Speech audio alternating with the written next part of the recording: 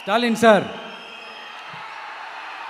இந்த தேர்தலுக்கு அப்புறம் நீங்க தோத்ததுக்கு அப்புறம் எப்படிலாம் ஃபீல் பண்ண போறீங்கன்னு கொஞ்சம் சொல்லவா? ஏன்டா இந்த விஜய பாடா படுத்தணும்?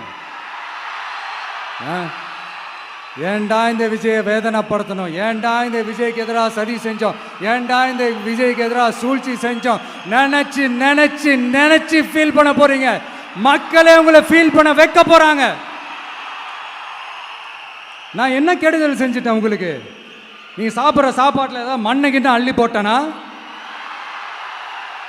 உங்களுடைய ஆட்சியினுடைய லட்சணத்தை, உங்களுடைய ஊழலை, நீங்களும் மந்திரிகளும் அடிக்கிற கொள்ளைய மக்களுக்கு எடுத்து சொன்னேன். இதை சொல்லாம வேற என்னத்தை சொல்லுவாங்க? இப்ப இந்த கரூர் விஷயத்துக்கு வரேன்.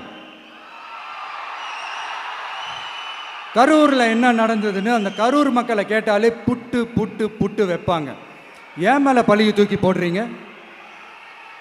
என்னமோ நாங்கள் அரசியலே பண்ண மாட்டோம், இந்த விஷயத்துலலாம் நாங்கள் அரசியலே பண்ண மாட்டோம் வீடியோ போட்டுவிட்டு போய் சட்டசபையில் உட்காந்துக்கிட்டு ஏன் மேலே பழியை தூக்கி போடுறீங்க? லேட்டாக வந்துட்டாருன்னு போலீஸ் கொடுத்த டைம்ல நாங்க இருந்தேன். நாமக்கல்லேருந்து கரூர் வர வழியில இருந்த மக்கள் எல்லாரையும் நான் என்ன அம்போன்னு விட்டுட்டு வர சொல்றீங்களா? நாமக்கல்லேருந்து கரூருக்கு நான் எப்படி வந்தேன், எவ்வளவு நேரத்தில் வந்தேன், உலகமே லைவ்ல பார்த்துக்கிட்டு இருந்தது. வாய் கூசாம ஏன் மேல பழி தூக்கி போடுறீங்க? ஒரு மனசாட்சின்றது வேணாம்? சரி, நீங்க தான் எதுவுமே பண்ணல சார். அப்புறம் ஏன் சார் 20 வருஷமா கரூர்ல மட்டுமே, கரூர் பகுதியில் மட்டுமே போட்டி போட்ட உங்களுடைய ஒரு அடிமைய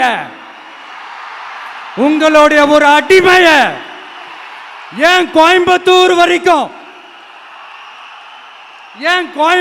வரைக்கும் ஓட வச்சீங்க?